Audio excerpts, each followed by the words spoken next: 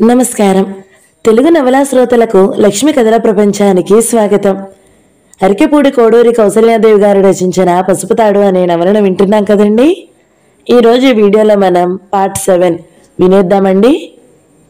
దహనభూమి నుండి మతి భ్రమించిన వాడిలా ఎటో పోతున్న మోహన్ను జాగ్రత్తగా కనిపెట్టి ఉన్న అమరేంద్ర బలవంతంగా ఇంటికి తీసుకువచ్చాడు. 4 రోజులు ఏమి చేస్తున్నాడో ఏమిటో తనకే తెలియక అస్తిత్వాన్నే మరిచి ఎవరేం చేయమంటే అది చేస్తూ జడ పదార్థంగా ఉన్న మోహన్ను అమరేంద్ర నీడలా వెన్నంటి ఉన్నాడు. తినమంటే ఏదో తినడం, పడుకోమంటే పడుకోవడం, ఏమైనా కర్మకాండాల నిమిత్తం పూజలు చేయమంటే చేయడం, ఎవరూ లేని సమయంలో ఏదో ఓ మార్గాన దహనభూమికి పారిపోయి అక్కడ పడి రోధించడం, నిద్రపోవడంగా ఉన్నది మోహన్ స్థితి. అమితంగా అలసిపోయిన అమరేంద్రకు కొలదిసేపు మాగానుగా నిద్రపట్టింది. హఠాత్తుగా లేచి చూసేసరికి మోహన్ లేడు. వెంటనే పరుగున పోతున్న అతడికి మెట్లపై వాసంతి కనిపించింది. ఏం, అతడి కోసమేనా మరలా అన్వేషణకు బయలుదేరుతున్నావు? హేళనగా అడిగింది. అమర్ ఒక క్షణం ఆగి అన్నాడు. జీవితంలో అమూల్యమైనది, ఆత్మీయుల వారిని కోల్పోయిన బాధ అనుభవజ్ఞులకే తెలుస్తుంది వాసంతి. ఒకనాడు అతడెవరైనా, ఈనాడు మంచి మనిషి అయ్యాడు. బాధలో ఉన్నాడు. కష్ట సమయంలో చేయూతనీయడం మనసున్న వారి కర్తవ్యం అంటూనే గబగబా నడిచి కారు తీసుకువెళ్లాడు. అమర్ ఊహించినట్లుగానే మోహన్ సుజాతను దహనం చేసిన చోట ఉన్నాడు. పిచ్చి చూపులతో ఉన్నాడు. రాత్రి సమయం, వాతావరణం భీకరంగా ఉన్నది. అటువంటి ప్రదేశం అలవాలంగా బ్రతికే జంతువులు, పక్షులు చేసే శబ్దాలు భయోత్పాతాన్ని కలిగిస్తున్నాయి. మోహన్ భుజంపై చేయి వేయడంతో తిరిగి చూశాడు. పదే ఇంటికి, నెమ్మదిగా మృదుస్వరంతో అన్నాడు. ఇల్లు? ఎక్కడి ఇల్లు? ఇదే నా ఇల్లు. నా సుజి ఎక్కడుందో అదే నా ఇల్లు. నేల మీద మట్టిని, బూడిదని చేతులతో ప్రియమార సవరించుతూ మనసులోని బాధను వెళ్ళగక్కసాగాడు. ఏమి ప్రపంచం ఇది! ప్రతి వస్తువును దాచుకోగలం, ఎంత అసహ్యమైనదైనా సరే. అతి విలువైన మనిషి శరీరాన్ని మాత్రం దాచుకోలేము కదా. చేజేతులా తగలబెట్టి బూడిద కూడా స్వయంగా ఎత్తి నదిలో కలిపేస్తాము. అమరేంద్ర మౌనంగా ఆ రోదరుడు విట్టు పక్కనే కూర్చుని మోహన్ వీపు నిమరసాగాడు ఓదార్పుగా. అమర్, ఎందుకు చేయించావు ఇవన్నీ నా చేత? సుజాత ఏమడిగింది నన్ను? కళ్యాణ వేదికపై నన్ను తన దానిని చేసుకోమని. నేనేం చేశాను? కాష్టంలో కడతేరు చేశాను. ఎంత క్రూరుడిని, ఎంత హీనుడిని! మోహన్, జరిగింది జరిగిపోయింది. ఇక ఇప్పుడు మనం గుండె రాయి చేసుకోవడం మినహా ఏమీ చేయలేము. అంతేనా? అంతేనా అమర్? సుజాత అందరిలాగా ఐశ్వర్యం కోరలేదు. అలివి మానిన కోరికలు వెళ్ళబుచ్చలేదు. పదుగురిలో పసుపుతాడు కట్టి పచ్చని జీవితం ప్రసాదించమన్నది. ఆ చిన్న కోరికను కూడా తీర్చలేని అసమర్థునిగా మిగిలాను. ఇక నేనెందుకు బ్రతకాలి? మోహన్ అదే ధోరణిలో మాట్లాడుతున్నాడు. చెప్పు అమర్, చెప్పు. నేనే గనక ధనవంతుడినైతే సుజాత దేహాన్ని లక్షలు ఖర్చు చేసి అలాగే ఉంచుకుని ఆమెను దైవంగా, ఆమె ఉన్న చోటు మందిరంగా కొలిచి ఉండేవాడిని. కానీ నేను బీదవాడిని, జూదమాడి పొట్టపోసుకునే కానా కష్టపు వాడిని. అందుకే సుజాతను పోషించలేకపోయాను, పెండ్లాడలేకపోయాను, తగలబెట్టేశాను. అంతకంతకు మోహన్ శోకావేగం పెంచసాగాడు. చెప్పు అమర్, చెప్పు. నేను చెడ్డవాడినే, అంగీకరిస్తాను. కానీ నాకంటే చెడ్డవాళ్ళు, క్రూరులు, కోనికోరులు ఎందరో హాయిగా బ్రతుకుతున్నారు. నేనేమీ ఘోర పాపాలు చేయలేదు. ఏదో బ్రతుకు తెరువు కోసం నటన ఆడుతున్నాను. నాకు ఎందుకీ శిక్ష? చెప్పు అమర్, ఈ శిక్ష ఎలా భరించాలి నేను? ఎందరో మునులు, మరెందరో మహానుభావులే సమాధానం చెప్పలేకపోయారు ఈ ప్రశ్నకు. నన్ను అడిగితే ఈ ప్రపంచంలో జన్మ పొందడమే ఒక శిక్ష. ఎక్కడి నుండి వచ్చామో, ఎక్కడికి వెళ్తామో, కనీసం ఎప్పుడు వెళ్తామో కూడా తెలియకని ఈ అయోమయంలో అతి తాపత్రయంగా బ్రతుకుతాము. పోయిన నాడు అన్నీ వదిలి ఆఖరుకు కట్టుబట్టలు కూడా లేకుండా పోతాము, కట్టెల్లో కాలిపోవడానికి. ఒకరు ముందు, ఒకరు వెనుక, అంతే తేడా. అదే అమర్, అదే. ఆ ముందు వెళ్ళిపోయిన వారే మహానుభావులు. నేను పాపిని. నా పాపానికి ప్రాయశ్చిత్తం లేదు. మోహన్, ఎవరు పాపులో ఎవరు కారో మనకు తెలియదు. కష్టమైన, నిష్ఠూరమైన శిక్షను భరించడమే నీ కర్తవ్యం. అదే నీవు నిజంగా పశ్చాత్తాపపడడానికి నిదర్శనము. గతంలో చేసిన పొరపాట్లు మళ్లీ చేయక నీవు కర్తవ్యంగా బ్రతికితే సుజాత ఆత్మ సంతోషించగలదని నా అభిప్రాయం. ఆ మాటలు ఆలోచింపజేస్తున్నట్లుగా తల ఎత్తి అమరేంద్రను చూశాడు మోహన్. అవును మోహన్, నా మాట విను. ఇలా ఎంతకాలం ఏడ్చినా నీ సుజీ రాదు. నీవు చక్కగా బ్రతకాలని, పదుగురిలో నీ నడవడి గౌరవాత్మకంగా ఉండాలని, సుజాత అభిలాషించేది. నీవు సుజాతను నిజంగా ప్రేమించి ఉంటే ఆ అభిలాష తీర్చు, అంతే నేను చెప్పగలిగేది. దా మరి. అమరేంద్ర అందించిన చెయ్యిని అందుకుంటూ మోహన్ మౌనంగా అతడిని అనుసరించాడు.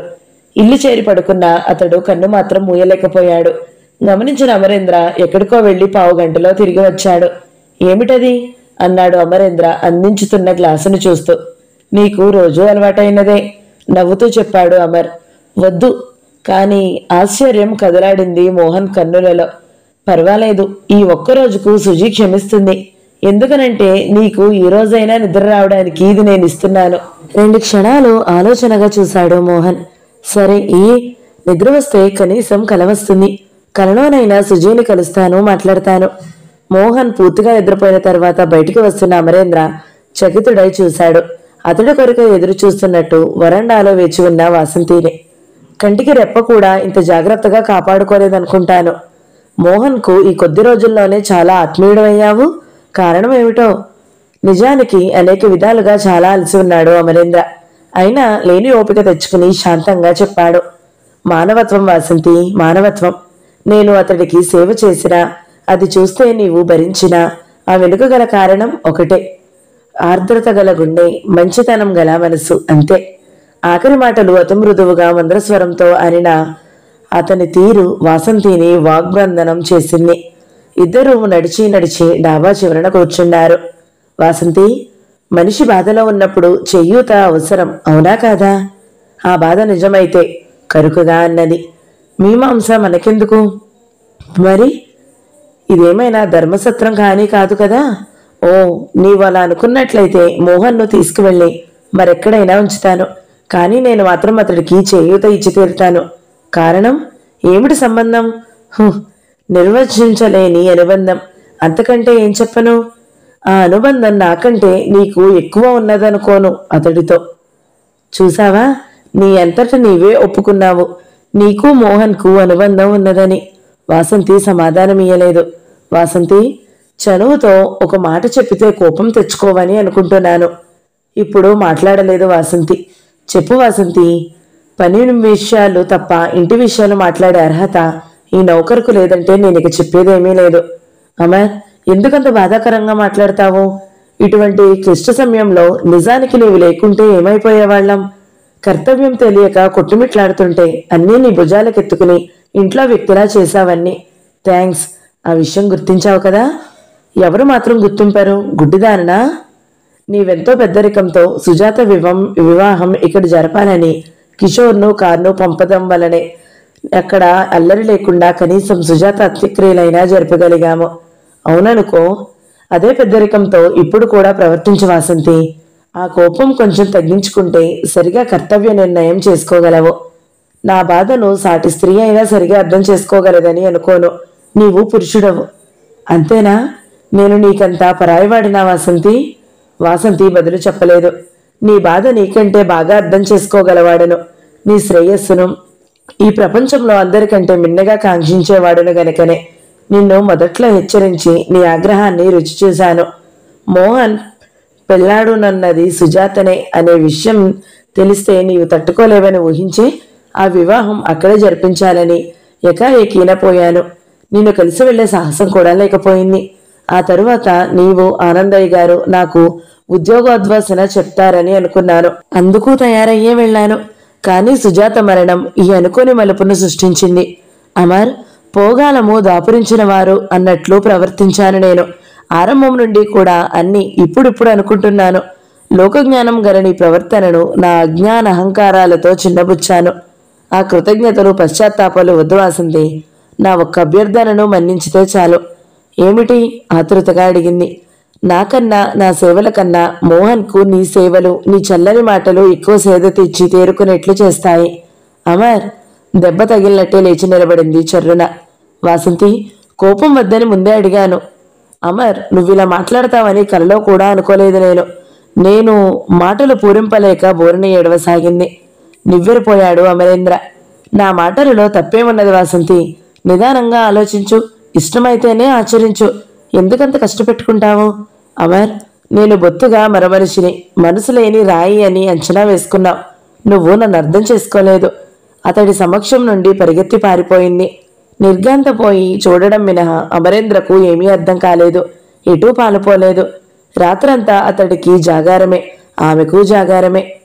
రాత్రి అంతా నిద్రలేక అటూ ఇటూ పచార్లు చేస్తూనే గడిపిన అమరేంద్ర వేకువనే వీధిగేటు దాటి ఎవరో త్వరగా నడిచిపోవడం గమనించి వెంటనే తాను బయలుదేరాడు. ఆమె ఎవరో కాదు, వాసంతి. ఆశ్చర్యంతో వెంబడించిన అమరేంద్ర మరింత ఆశ్చర్యం చెందాడు. వాసంతి సుజాతను దహనం చేసిన చోట కూర్చున్నది. అక్కడ పూలు చల్లింది, నమస్కరించింది. మతిమాలిన దానిలా ఏమేమో మాట్లాడసాగింది. సుజాత, నీ మరణానికి ఒక విధంగా నేనే కారకురాలనేమో అనిపిస్తుంది.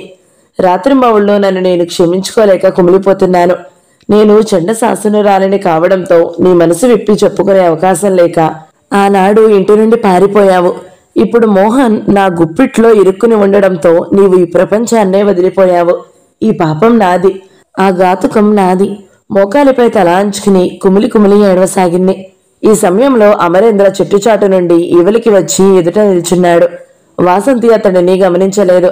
అతడు మరింత సమీపంగా వచ్చి ఎదుట కూర్చుని పలకరించాడు మెల్లగా. వాసంతి, ఏమిటి అమాయకత్వం? తలెత్తి చూసిన వాసంతి దుఃఖం ఇనుమడించింది. అమర్, నేనే ఇంటికి రాకుండా ఉంటే సుజాత హాయిగా బ్రతికి ఉండేది కదూ. రాత్రింబావులో నా మనస్సు నువ్వే దోషివి అని చెప్తున్నట్లు అనిపిస్తుంటే నాకు బ్రతికే దుర్భరంగా ఉన్నది. దీర్ఘంగా నిట్టూర్చాడు అమర్. నిజమే కదూ? నీకు అలా అనిపిస్తుందా అమర్? లేదు, నీ మనసు అతి సుకుమారం గనుక అలా ఆలోచిస్తున్నావు. వాసంతి సమాధానం చెప్పలేక తదేకంగా చూడసాగింది. మీ నాన్నగారు, అమ్మగారు, మీ చిన్నాన్నగారి కుమారుడు, ఇందరి మరణాలకు కర్తలు ఎవరు? ఎవరని చెప్పలేము. అల్లిబిల్లి సంఘటనలు అంతే. లేవాలి మరి, ఇంట్లో అంతా లేచే వేళ అయింది. అమర్, నాకు ఆ ఇంటికి వెళ్ళాలని గాని ఏ పని చేయాలని గాని లేదు. ఏ తాపత్రయము లేకుండా అలా అలా హాయిగా ఏటో ఎక్కడికో ఎగిరిపోవాలని ఉన్నది. బాగా వెలుగు వచ్చింది. పక్షులు ఇటు అటు ఎగురుతున్నాయి. ఆ పక్షులను ఆశగా చూస్తూ మాట్లాడుతుంది వాసంతి. రక్షణ లేని ఆ పక్షులు మనలా బ్రతకాలని ఆశపడతాయేమో. ఏమో అమర్, ఒకనాడు నీవన్నావు, జీవన మాధుర్యం రూపాయలలోనూ ధనధాన్యాలలోనూ లేదని. నిజంగా ఎంతటి నిజం చెప్పావు. నీది మంచి హృదయం, అందుకే నీ మాటలు మహత్తర సత్యాలుగా నిస్వార్థంగా ఉంటాయి. హఠాత్తుగా ఆమె ఆ పూర్వపు సంఘటన గుర్తుకు తెచ్చేసరికి అమరేంద్ర విభ్రాంతికి లోనయ్యాడు. ఇక అవన్నీ ఇప్పుడెందుకు? మెల్లగా అన్నాడు. ఇటువంటి సమయాలేగా మరి అటువంటి యథార్థాలను గుర్తింపజేసేవి. ఆ భవంతి, ఆ ఐశ్వర్యం అన్ని సంఖ్యలుగా, ఆ నౌకర్లు యమకింకరులుగా కనిపిస్తున్నారు. ఈ అన్నిటికీ దూరంగా ఎవరూ లేని ఏకాంతంలో సేద తీరాలని ఉంది. కానీ ఎలా సాధ్యం? సాధ్యం కాదు. అందుకే సుసాధ్యమైనదేదో దాని గురించి ఆలోచించు. ఊహలలో బ్రతుకు సాధ్యం కాదు. దేని గురించి ఆలోచించను? నీరసంగా నిస్సత్తువుగా అడిగింది. సుజాత విషయం మనసులో మనకే గాని అందరికీ తెలియని విషయం. మోహన్ జీవితంలో సుజాత ఘట్టం ఒక దుస్సప్నం అంతే.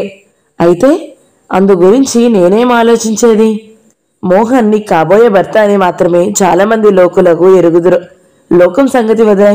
అతడి కోసం, నీ కోసం, ఈ ఇంటి వెలుగు కోసం కూడా నీవు ఆలోచించాలి. అంటే అతడికి తోడుగా నీడగా ఉండి నీ ప్రేమతో అతడిని బాగు చేసుకోవాలి. అమర్, నాగినిలా లేచింది వాసంతి. ఏమిటి నువ్వు అంటున్నది? నాకేం కర్మ పట్టింది? ఇంత జరిగిన తరువాత ఇంకా అతడి కోసం ఆలోచించేది లేదు. వాసంతి, నీ బాధ నాకు తెలుసు. కానీ ఒక విధంగా ఆలోచిస్తే మోహన్ను దోషి అనలేము. చిన్ననాటి నుండి నా అనేవారు లేక పెరిగిన అభాగ్యుడతడు. ఇది అతడి కర్మ. ఈ దెబ్బతో, నిజానికి దెబ్బకు ముందే అంటే సుజాత మరణానికి ముందే అతడు మారాడు. నాకు తెలుసు. మనసులో మంచి అనేది ఉన్నది గనుకనే ఆ మార్పు సంభవించింది. ఆ మంచిని తుంచివేయకు. నీరు ఆహారంగా నీ హృదయంతో పెంచడం నీ ప్రస్తుత ధర్మం అంటున్నాను నేను. అసంభవం. నేను నీతికి ప్రాముఖ్యం ఇచ్చే వ్యక్తిని. ఇవన్నీ మర్చిపోయి అతడిని క్షమించగల పాతకాలపు దానిను కాను. ఒక్క మాట విను. నీ వివాహం జరిగిన తర్వాతనే ఇవన్నీ సంభవించాయనుకో, అప్పుడు ఇలా మాట్లాడగలిగి ఉండేదానివా? ఆహా, నేనేం పాతకాలపు దానిని కాను. నీతి బాహ్యులంటే నాకు అసహ్యము. కిషోర్ ప్రవేశంతో సంభాషణ ఆగిపోయింది. ఇక్కడున్నారేమిటి?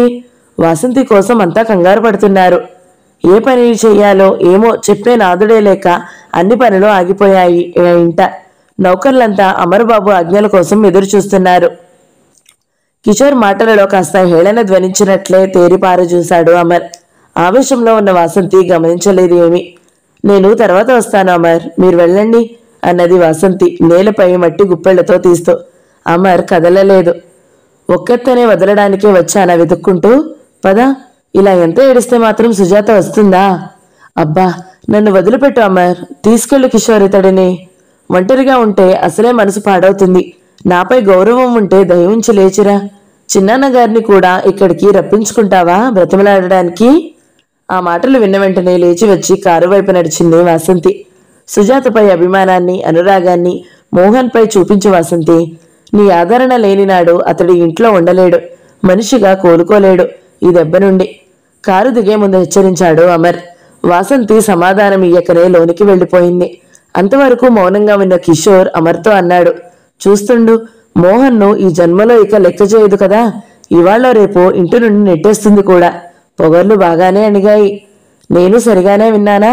ఇవి కిషోర్ మాటలేనా అన్నట్లున్నాయి నివ్వెరపాటుతో చూస్తున్న అమరేంద్ర చూపులు. ఎవరి పొగర్లు అణిగాయి? ఎవరి గురించి కిషోర్ బాబు ఈ వ్యాఖ్యానం? నిశ్చితంగా చూస్తూ సూటిగా అడిగాడు అమరేంద్ర. ఇంకెవరు? వాసంతి మోహన్ల ఇద్దరి గర్వాలు అణగారాయి. వాళ్లకు ఎక్కడైనా ఆకాశం భూమి కనిపించేదా? మనల్ని పురుగుల్లాగా చూసేవారు కదూ, అందుకే నాటకం ఇలా రక్తి కట్టింది. మరింత నిర్గాంతపోయి నిలిచిన అమరేంద్ర ఎలాగో తనను తాను సంభాళించుకుని అనగలిగాడు. మనం ఈ ఇంటికి శత్రువులం కాదు అలా మాట్లాడడానికి. వాసంతి నన్నెంత అవమానించి ఉన్నదో నీకు మాత్రం తెలియదా అమర్? ఇక ఇప్పుడు ఇంత గొప్ప చరిత్ర గల ఈమెనెవరు వివాహమాడతారు? ఇక నేనేగా దిక్కు. కాళ్లబేరానికి రావాల్సిందేగా. అతడి ముఖంలో గర్వము, సంతోషము తాండవమాడడం గమనించిన అమరేంద్ర 2 నిమిషాలు అలా తదేకంగా చూసిన పిమ్మట తాపీగా అన్నాడు, నీది ఇంత కుసంస్కారం అని ఎన్నడూ అనుకోలేదు కిషోర్. నేను ఎప్పుడూ అనుకోలేదు. I'm sorry. మరి కిషోర్ మాటలను వినగోరన్నట్లుగా చకచకా మోహన్ గదిలోకి వెళ్ళాడు అమరేంద్ర. మోహన్ ఇంకా నిద్రపోతూ ఉన్నాడు. సుజాత మరణం కంటే కిషోర్ వదిలిన సంస్కారహీన బాణాలు అమరేంద్ర మనసును మరింత వికలం చేయగా అతడు ఏ పనిలోనూ మనసు లగ్నం కాక మేడ అంతా ఏది ఏమీ లేకుండా తిరగసాగాడు. ఎప్పటికప్పుడు అన్ని గదులు పరిశుభ్రంగా ఉంచమని నౌకర్లను హెచ్చరించాడు. ఆనందయ్య ఆరోగ్యం పరామర్శించే మిషతో అతడి గదిలోకి వెళ్లి అక్కడ కిషోర్ ఆనందయ్యతో మంతనాలాడడం చూసి వెనుదిరిగాడు. రా అమర్, దా. నీ నుండి దాపరికం ఏమీ లేదు. విల్లు తిరిగి రాయాలనుకుంటున్నాను, అందుకే కిషోర్ని పిలిపించాను. నీవు ఎక్కడికి వెళ్ళవద్దు సుమా అన్నాడు ఆనందయ్య. అలాగేనండి, మళ్ళీ వస్తాను. పొలం నుండి పాలేలుగాళ్ళు వచ్చారు. వారి జీతాలు ఏం వాసంతి చూడడం లేదా పనులు? ఆనందయ్య ప్రశ్న విని అమరేంద్ర నేలచూపులు చూడసాగాడు. పాపం పిచ్చి పిల్ల, ఏదో మూలపడి ఏడుస్తున్నది కావాలు. పోనీలే, ఆ పనులు నువ్వు చూడు. వాసంతిని ఓసారి ఇలా రమ్మను. వాసంతితో మాట్లాడే ఇష్టం కూడా లేదు అమర్కు ఆ సమయంలో. ఆమె ఏదో ఒక తర్కానికి దిగుతుంది. అయితే తనకు తర్క వితర్కాలు జరపగల శక్తి లేదు. మామూలు మాటలే మాట్లాడాలని నీరసం ఆవహించింది అతడిని. అనుకోకుండానే ప్రతి పనిలో తన ప్రమేయం ఉంటున్నదని ఇటీవల కానీ నీవెవరు, నీకెందుకు అని ఎవరైనా అడిగితే తల వంచుకోవాలి. అలా అణిగించుకునే పరిస్థితి రానేకూడదు. అందుకు ఏం చెయ్యాలి? అక్కడ నుండి వీలైనంత త్వరగా నిష్క్రమించాలి. ఈ కష్ట సమయంలో వదిలిపోయాడనే అపప్రద మాత్రం కొని తెచ్చుకోక ఈ గొడవలు, విచారాలు కొంత తగ్గి మనసులు కుదుటపడిన తర్వాత ఆనందయ్య గారి ఆజ్ఞను తీసుకుని వెళ్ళిపోవాలి. ఎక్కడో సన్నగా మాటలు వినవచ్చి అమరేంద్ర ఆలోచనలను అంతరాయం ఏర్పడింది. అప్రయత్నంగానే అన్ని మాటలు వివరంగా వినవచ్చాయి. వాసంతి, ముసలి పరిచారిక ఒక ఆమె ఆ మాట్లాడుతున్నవారు. ఏ పని అయినా సరే నన్ను అడగనవసరం లేదు, అమర్బాబు చెప్పినట్లుగా చేయండి, పోండి అంటుంది వాసంతి. అలాగేనమ్మా, కానీ మీ మాట తీసుకోలేదని కోపం చేస్తారేమో మీరని భయం అంటుంది దాసి. అటువంటిదేం లేదు. అమరేంద్ర గారికి అన్నీ నాకంటే బాగా తెలుసు. ఆయన పరాయివారు కూడా కాదు, ఇంటికి కావలసిన వారే. ప్రత్యక్ష పరోక్ష శ్రోతలిరువురు కూడా ఉలిక్కిపడ్డారు. ఏమిటి వాసంతి ఇంత అనూహ్యంగా మారిపోతుంది? అమరేంద్రకు చిత్రమైన ఆశ్చర్యం కలిగింది. త్వరగా కాలకృత్యాలు ముగించి మోహన్ వద్దకు వచ్చేసరికి అప్పటికే అక్కడ వాసంతి ఉన్నది. తటపటాయించుతూ అమరేంద్ర బయటనే ఆగిపోయాడు. నా మానాన నన్ను పడి ఉండని వాసంతి, పదే పదే నన్ను నిందించుకు అంటున్నాడు మోహన్. లోకమంతా నిందించుతుంది, నేనే కాదు. కాని నాకు ఈ రోజు ఈ గతి వచ్చింది. ఎంతగానో ఆత్మ పరివర్తన చెందినట్లు నటించడం, తీపి తీపి మాటలు నేర్చావు. సుజాత లేదు కదా చెప్పడానికి. నిజమేమిటో వాసంతి, నేను వెళ్ళిపోతాను. ఇక్కడ ఉండను. కనీసం నిందలు మాత్రం వేయకు. నాకు ఏది విని భరించి సహించగల ఓరిమి లేదిప్పుడు. వెళ్ళు, అదే నేను చెప్పాలనుకుంటున్నాను. ఇక ఏ సంబంధంతో ఇంట ఉంటావు? ఉండేందుకు నీకిష్టమైన అట్టే పెట్టుకునేందుకు మాకిక ఓపిక లేదు ఖరాఖండిగా అన్నది వాసంతి. మోహన్ ముఖము కంఠము కూడా వాడిపోయాయి. నేనేమీ కానా వాసంతి? ఏ సంబంధము లేదా మన మధ్య? దీనంగా అడిగాడు. ఏ ముఖంతో అడుగుతున్నావా మాట? వెళ్ళిపోతాను వాసంతి. ఈ కర్మకాండ పూర్తి కాని ఇక ఎప్పుడూ ముఖం చూపను. కర్మకాండతో నీకేం పని? ఎంత నిర్దయగా మాట్లాడుతున్నావు? దయ ఎందుకు చూపాలి? మా ఇంటి పరువును నాశనం చేసినందుక? నా జీవితంతో చెలగాటమాడినందుక? నా చెల్లెల్ని హత్య చేసినందుక? అంతకంతకు ఆవేశంతో రెచ్చిపోయింది వాసంతి. మొదటివన్నీ నిజమే కాని నీ చెల్లెల్ని నేను హత్య చేయలేదు. ఆమె అదృష్టవంతురాలు కనుక తన దారి తాను చూసుకున్నది. నిత్యం క్షణక్షణము చస్తున్నవాడిని నేను. మాటలు నేర్చావు. నీ కారణంగా కాదు సుజాత చనిపోయింది. నీ వంటివాడు కట్టే పసుపు తాడికో ఉరితాటికి భేదం లేదని తెలియని అమాయకురాలు నీ వల్లే బలి అయిపోయింది. నిజమే, అందుకు శిక్ష కోరుతున్నాను వాసంతి. సుజాతను దహనం చేసిన నాటి నుండే నన్ను దహనం చేశాయి. నేను సిద్ధంగా ఉన్నాను. మరి వినలేని అమరేంద్ర లోనికి వచ్చాడు క్షమాపణలు కోరుతూ. క్షమించు వాసంతి, మీ ఇరువురి మధ్య నేను రాకూడదు. కానీ పరిస్థితి అటువంటిది. వాసంతి, నేనేమి చెప్పాను? నువ్వు చేస్తున్నదేమిటి? సారీ అమర్, అది సాధ్యం కాని పని ఖండితంగా అన్నది. అమర్ మోహన్ వైపు తిరిగాడు. మోహన్, మీరిద్దరూ కూడా ఒక రకమైన ఆవేశ స్థితిలో ఉన్నారు. నీవు మగవాడిగిన గనుక బాధనంతా దిగమింగగలుగుతున్నావు. వాసంతి ఇంకా లోకం చూడని లేత వయసులో ఉన్నది. జరిగినవన్నీ తట్టుకోలేక అలా మాట్లాడుతుంది అంతే. నాకు తెలుసు. అయినా ఆమె ఆరోపణలు అబద్ధమేమీ కాదు గదా. అన్నీ యథార్థమే బాధగా అన్నాడు మోహన్. మోహన్ లాలనగా అతడి భుజంపై చేయి వేసి అన్నాడు అమరేంద్ర. హద్దులు దాటుతున్నావనుకోవద్దు.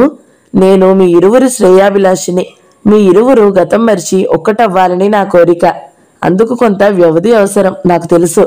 అమర్ వారిస్తున్నట్టుగా అన్నది వాసంతి. వాసంతి, మగవాడు తప్పు చేస్తే అతడిని అలా వదిలివేసిన ఆడది గొప్పది కాదు. అది ఆమె అసక్తతను రుజువు చేస్తుంది. అతడి తన శక్తియుక్తులతో క్షమాగుణంతో సరిదిద్దగలిగినది సరైన స్త్రీ. ఈ ప్రత్యేక గుణమే స్త్రీ పురుషుని కంటే ఉన్నత స్థానంలో నిలబెట్టుతున్నది. ఆలోచించు. నువ్వు అటువంటి ఉత్తమరాలవేనని నా నమ్మకం. వాసంతి మౌనంగా ఇటో చూస్తుండిపోయింది. మోహన్, సుజాతను ఆ తరువాత నిన్ను ఈ ఇంటికి తెచ్చినవాడవు నేను. వాసంతి మాటలన్నీ నా మాటలుగా భావించి సహించి క్షమించు నన్ను. ఇదే నా కోరిక. నాకు చెప్పకుండా మాత్రం నీవు ఇంటి నుండి వెళ్ళావు. అమరేంద్రను మానవతాతి వ్యక్తినిగా ఆరాధనగా చూస్తున్న మోహన్ గుండెలలో నుండి వేడి నిట్టూర్పు ఎగదండుకు వచ్చింది. భాష్యానికి అందని భావాలెన్నో ఆ నిట్టూర్పులో ధ్వనించాయి. వాసంతి, నిన్ను చిన్నాన్నగారు పిలుస్తున్నారు. అసలు ఆ మాట చెప్పేందుకే నేను వచ్చాను. వస్తున్నా పదా. కానీ అమర్, నీతి బోధలు ధర్మసూత్రాలు విని విని విసిగిపోయాను. మరి వినగల ఓపిక నాలో మిగలలేదు. అందుకు కాదు, వేరే పని ఉంది అన్నాడు అమరేంద్ర. ఆనందయ్యతో నెమ్మదిగా మాట్లాడుతున్న కిషోర్ వాసంతి ప్రవేశం చూసి సర్దుకు కూర్చున్నాడు. ఆ వెనుకనున్న అమరేంద్రని చూసి అయిష్టంగా ముఖం తిప్పుకున్నాడు కూడా. ఏమిటి తిన్నానా? వాసంతి, విల్లు మార్చి రాస్తున్నానమ్మా అన్నాడు ఆనందయ్య. ఎందుకిప్పుడు? నేలవైపు చూస్తూ మంద్రస్వరాన అన్నది వాసంతి అయిష్టంగా. చిన్నపిల్లలే కాలం తీరి కళ్ల ముందు పోతుంటే ఇక మా బ్రతుకులేమిటికి భరోసా? ఈ ఐశ్వర్యాలు అధికారాలు పోయే ప్రాణాలను పట్టుకోలేవు. లేని సుఖాలు కొనలేవు. ఇంకెందుకే తాపత్రయాలు చిన్నానా? మాట్లాడలేకపోతున్నట్లుగా కాసేపు కూర్చున్నాడు ఆనందయ్య. ఈ శ్మశాన వైరాగ్యం కలకలం నిలిచేది కాదు. కష్టాలు వచ్చినప్పుడు సున్నిత హృదయములైన వారికైనా అలాగే విరక్తి కలుగుతుంది. కానీ ప్రపంచానికి మన విరక్తి, మన బాధ అక్కర్లేదు. దాని పోకడ దానిదే. పోయిన వారికి ఏవో చెయ్యాలి. ఉన్నవాళ్లము బండిని ముందుకు లాగాలి. అందుకు డబ్బు అవసరమే. వాసంతి జవాబియ్యలేదు. ఏమీ రాయక వదిలితే వారసులమంటూ వచ్చే హీనులు ఎందరో తయారవుతారు. అంతా నా తదనంతరం నీకే చెందేట్లు రాస్తున్నాను. ఎలా ఖర్చు పెట్టినా నీ ఇష్టం. అప్రయత్నంగా వాసంతి అమరేంద్ర వైపు చూసింది. ఆమెనే చూస్తున్న అమరేంద్ర త్వరగా చూపులు తిప్పుకున్నాడు.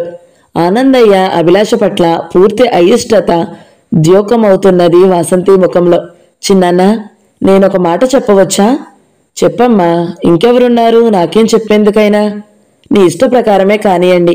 ఈ ఆస్తికి ధనానికి అంతకు నేనొక ట్రస్టీగా మాత్రమే ఉంటాను. కానీ నా స్వయ ప్రయోజనాలకు వాడుకోను. దెబ్బతిన్నట్లు చూశాడు ఆనందయ్య. నీవు తినరానంత తాకరానంత పాపిష్టి సొమ్ము కాదమ్మా ఇది. కష్టార్జితం, నా కష్టార్జితం. పెద్దల సంపద కొంత. మరి నీవెందుకంత విరక్తి పెంచుకుంటున్నావు? అవును, మీరు సంపాదించారు. మా నాన్నగారు కూడా చాలా సంపాదించిపోయారు. కానీ నా ముందే మా నాన్నగారు పోయారు. అమ్మ నేను ఎన్నో కష్టాలు పడ్డాం. ఇక్కడికి రాకముందు అమ్మకు వైద్యం చేయించలేకపోయాను. అపరాధి వలె తలవాల్చుకున్నాడు ఆనందయ్య. న్యాయంగా నాకు రావలసినది అనగా మా నాన్నగారి సంపాదన, అది మాత్రమే నేను వాడుకుంటాను. బ్రతకడానికి డబ్బు ఎంత అవసరమో అది అధికంగా పొర్లిపోతుండడం కూడా అనర్థమే. దానికి మనం అందరికీ బ్రతుకుల నిదర్శనాలు. ఆమె వాగ్దాటి అమర్కు ఆశ్చర్యం కలిగిస్తే ఆనందయ్యకు సిగ్గు కలిగింది. ఈ డబ్బుతో నేడు నేను మా అమ్మను కొని తెచ్చుకోలేను. ఆగిపోయినా నా చదువును కూడా పూర్తి చేయలేను. హఠాత్తుగా కిషోర్ మాట్లాడాడు. దానికేం వాసంతి, ఎంత చదువైనా బేషుగ్గా చదువుకోవచ్చు. నీ వయసు మాత్రమేమంతా? నేను మనసున్న మనుషుల విషయం చెప్తున్నాను తీవ్రంగా అన్నది వాసంతి. లోకం పోకడ చూసి చూసి అనుభవాల తాకిడితో పగిలిన మనస్సు చదువులపై లగ్నం కాదు. కిషోర్ ముఖం చిన్నబోయి నేల చూపులు చూడసాగాడు. ఆనందయ్య దుఃఖంతో పూడిపోయిన కంఠంతో అన్నాడు. వాసంతి, చిన్నదానివైనా నిజమే చెప్పావు. అకాల మరణం పాలైన నా కొడుకును ఈ ధనంతో తిరిగి తెచ్చుకోలేను. అయినా ఈ విరక్తితో దీనిని పరులకు దానం చేయలేను. నీవు ఈ ఇంటికి, ఈ వంశానికి మిగిలిన ఒకే దీపానివి. అందుకే అంతా నీకిస్తే లోగడ నేను మీ నాన్నకు చేసిన అన్యాయానికి ప్రాయశ్చిత్తం అవుతుందనుకుంటున్నాను. చిన్నాన్న, సుజాత కూడా ఇంటి ఆడపడుచు. కానీ ఆమె ఏమనుభవించింది? ఆమె వంతు ధనం ఆమెకే రాయండి. పిచ్చిదానిని చూసినట్లు చూశారు ఆనందయ్య, కిషోర్ కూడా. బాగా ఆలోచించావా? అన్నీ ఇప్పుడు ఆలోచించడం కాదు, ఏనాటి నుండో అస్పష్టంగా ఉన్న భావాలే ఇవి నాలో. మీ ధనం మీ పేరిటనే సక్రమంగా వినియోగిస్తాను. ఆ సద్వినియోగం కూడా ఎటువంటిదో కాస్త మాకు వినిపించి ఆనందింపజేయండి. కిషోర్ స్వరంలో హేళన లేకున్నా మనసులో ఉన్నట్లు గ్రహించిన వాసంతి తీవ్రంగా చూసింది. అతడి లెక్కలేనట్లు ఆనందయ్యతో మాట్లాడసాగింది. మన దేశంలో బీదవారిలో, మధ్యతరగతి కుటుంబాలలో వృద్ధుల స్థితి దయనీయంగా ఉన్నది చిన్నానా.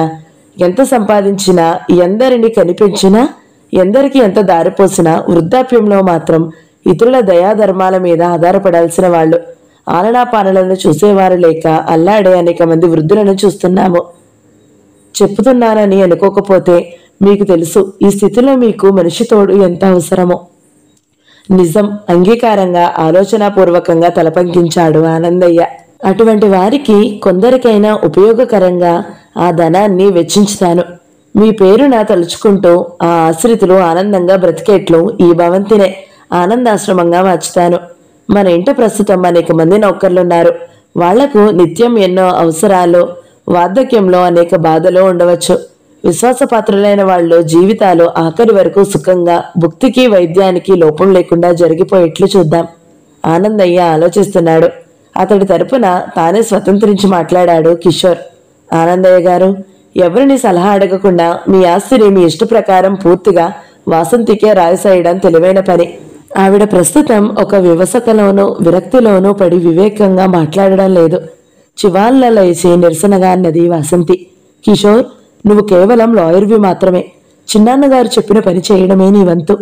అనవసర జోక్యాలు, వ్యాఖ్యానాలు, సలహాలు నేనేమీ వినుగోరడం లేదు నీ నుండి. పినతండ్రిని ఉద్దేశించి చెప్పింది ఆలోచించే రాయండి చిన్నానా. ఇవాళ ఈ క్షణంలోనే వ్రాసేయాలని ఆరాటం ఎందుకు?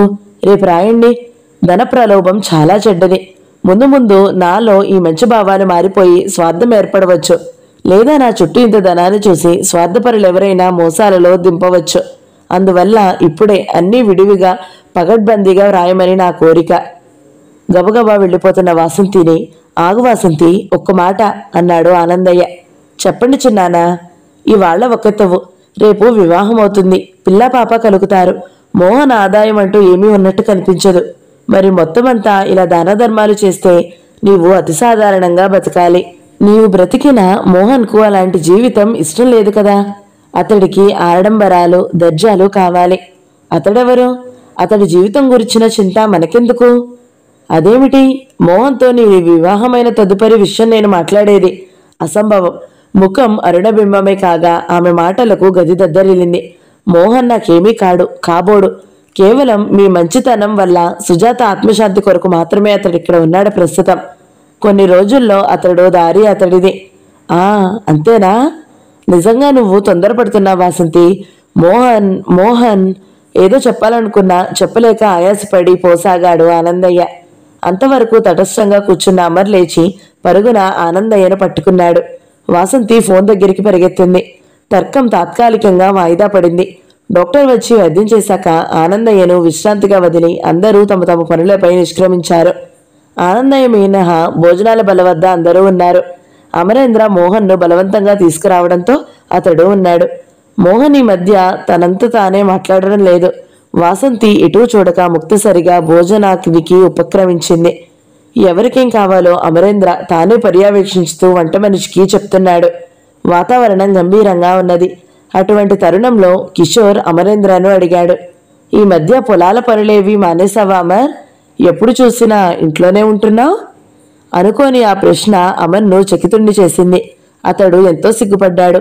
కిషోర్ ఏ చనువుతో మరే ఉద్దేశంతో అలా అడిగాడో ఊహ కందలేదు.